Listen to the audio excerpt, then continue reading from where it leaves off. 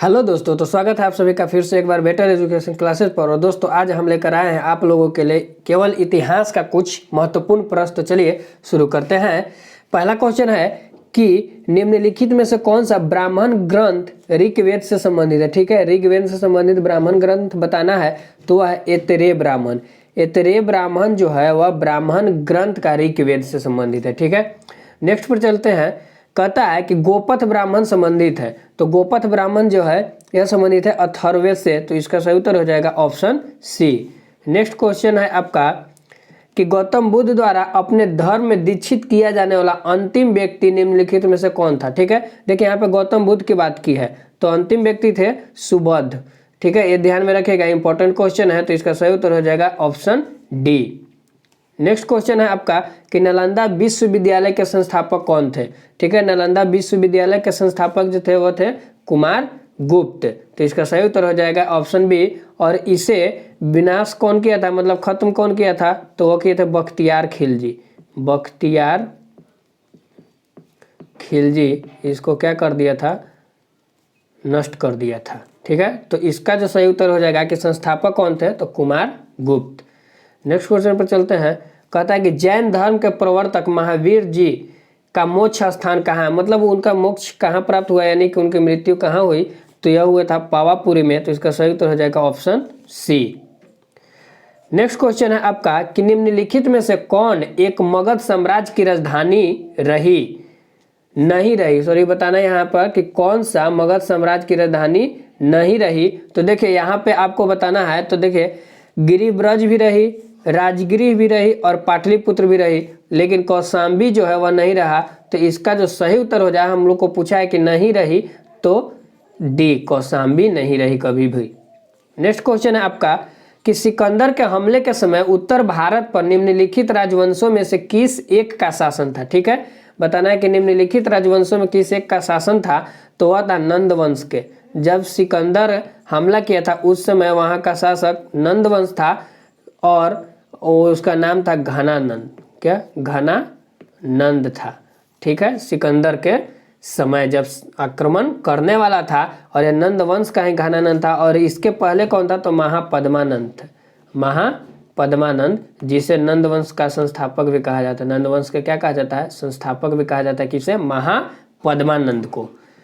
Next question है आपका कि कालिदास किसके समकाल में थे। ठीक है, तो कालिदास थे जो चंद्रगुप्त द्वितीय के शासनकाल के अंतर्गत आते हैं, तो इसका सही उत्तर हो जाएगा ऑप्शन डी। नेक्स्ट है आपका कि प्राचीन भारत में किस वंश का शासनकाल स्वर्ण युग कहा जाता है। ठीक है, देखिए प्राचीन भारत का बात कहा है कि स्वर्ण युग के नाम से किसे जाना जाता है, इसे जाना जाता है गुप्त काल को, तो इसका सही उत्तर हो जाएगा ऑप्शन सी। नेक्स्ट है आपका कि न्याय दर्शन के संस्थापक कौन थे। ठीक है, तो न्याय दर्शन के संस्थापक गौतम थे, तो इसका सही उत्तर हो जाएगा ऑप्शन सी। नेक्स्ट आपका कि किस चोल राजा ने जल सेना प्रारंभ की थी। बहुत इंपॉर्टेंट क्वेश्चन है, हर बार पूछा जाता है कि जल सेना किसने प्रारंभ की थी, तो राजराज प्रथम ने किया था। इसका सही उत्तर हो जाएगा ऑप्शन सी।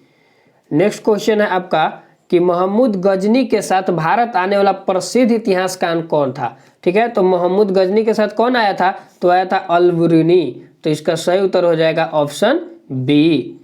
नेक्स्ट क्वेश्चन है आपका कि दिल्ली सल्तनत का कौन सा सुल्तान लाख बख्श के नाम से जाना जाता है, तो लाख बख्श किसे कहा जाता है, तो यह कहा जाता है कुतुबुद्दीन ऐबक को। इंपॉर्टेंट है, ध्यान में रखिएगा। इसी ने 2.5 दिन का झोपड़ा का भी निर्माण किया था, 2.5 दिन का झोपड़ा बनवाया था। ठीक है, ध्यान में रखिएगा, जो राजस्थान में स्थित है, तो इसका जो सही उत्तर हो जाएगा कुतुबुद्दीन ऐबक। नेक्स्ट है आपका कि अलाउद्दीन खिलजी के प्रसिद्ध सेनापतियों में किसकी मंगोलों के विरुद्ध लड़ते हुए मृत्यु हो गई थी। ठीक है, तो अलाउद्दीन खिलजी के जो सेनापति थे वह थे जफर खान। कौन, जफर खान, इनकी मृत्यु मंगोल से लड़ते हो गई, तो इसका जो सही उत्तर हो जाएगा ऑप्शन ए हो जाएगा जफर खान। नेक्स्ट क्वेश्चन है आपका कि आगरा नगर की स्थापना किस शासन ने की थी। ठीक है, किस शासक ने किया था, तो यह किया था सिकंदर लोदी, तो इसका सही उत्तर हो जाएगा ऑप्शन ए। निम्न है कि निम्न में से किस सुल्तान ने कुतुब मीनार के 5वीं मंजिल का निर्माण कराया। ठीक है, देखिए कुतुब मीनार की 5वीं मंजिल का निर्माण पूछा है। देखिए सबसे पहले तो कुतुब मीनार के जो स्थापना हुआ था वह कराया था कुतुबुद्दीन ऐबक ने। कौन? कुतुबुद्दीन ऐबक ने बनाया। ठीक है, और इसे पूरा, इस काम को पूरा कौन करवाया था? तो पूरा काम करवाया था इल्तुतमिश ने, इल्तुतमिश। ठीक है, इल्तुतमिश का कि ये पूरा काम कराया। लेकिन यहाँ पे हमें पूछा कि 5वीं मंजिल। अब क्या हुआ कि इल्तुतमिश तो पूरा काम करवा दिया था, लेकिन फिरोज शाह तुगलक थे, उसके शासनकाल में इसके 4थी मंजिल खराब हो गई। कुतुब मीनार जो था, इसका जो 4th मंजिल था वो खराब हो गया, जिसके निर्माण कार्य में इसने अपनी सहायता दी और साथ में 1 मंजिल बढ़ाकर जोड़ दिया। यानी कि 5वीं मंजिल का निर्माण किसने कराया? तो फिरोज शाह तुगलक। तो इसका सही उत्तर हो जाएगा ऑप्शन सी। नेक्स्ट क्वेश्चन है कि भारत में पोलो खेल का प्रचलन किसने किया? तो यह किया था तुर्कों ने। तो इसका सही उत्तर हो जाएगा ऑप्शन सी। ध्यान में रखिएगा, इंपॉर्टेंट है। नेक्स्ट है कि हल्दी घाटी का युद्ध किस वर्ष में हुआ था? तो हल्दी घाटी का युद्ध कब हुआ था? 1576 में हुआ था। और आप लोगों को पता होगा किसके बीच? तो महाराणा प्रताप और अकबर के बीच हुआ था। ठीक, और अकबर के बीच हुआ था। नेक्स्ट है आपका कि अकबर के इच्छा अनुसार किसने रामायण का फारसी में अनुवाद किया था? ठीक है, तो रामायण का फारसी में अनुवाद कौन किया? यह किए थे अब्दुल कादिर बदायूनी। तो इसका सही उत्तर हो जाएगा ऑप्शन बी। ध्यान में रखिएगा, इंपॉर्टेंट है। नेक्स्ट है आपका कि निम्नांकित युद्धों का सही कालानुक्रम दिए गए कोट से चुनिए। अब यहाँ पे बताना है कि कौन सा सुमिलित है, कौन सा नहीं। देखिए पानीपत का तृतीय युद्ध आपको पता होगा 1761। ठीक, हल्दी घाटी का युद्ध 1576, अभी मैंने बताया। उसके बाद तराइन का द्वितीय युद्ध पूछा है, यह 1192। और आसिरगढ़ का युद्ध यह हुआ था आपको 1601 में। तो आप मिलान कर लीजिए। एक का जो पानीपत का तृतीय युद्ध हुआ था वो कब हुआ था? 1761 में। तो एक का दो केवल ऑप्शन सी में है। और बी का 3, देखिए बी का 3, तो इसका सही उत्तर क्या हो जाएगा? ऑप्शन सी हो जाएगा। ध्यान में रखिएगा, सभी युद्ध जो है बहुत इंपॉर्टेंट है। ठीक है, नेक्स्ट है कि सिपाही विद्रोह के समय भारत के गवर्नर जनरल कौन था? तो वह था लॉर्ड कैनिंग। ठीक, सिपाही विद्रोह किसे कहा जाता है? यह कहा जाता है 1857 की क्रांति को। ठीक है, 1857 की जो क्रांति हुआ है उसे क्या कहा जाता है? सिपाही विद्रोह। और भारत का प्रथम स्वतंत्रता संग्राम भी कहा जाता है इसे। ठीक है, तो उस समय कौन था?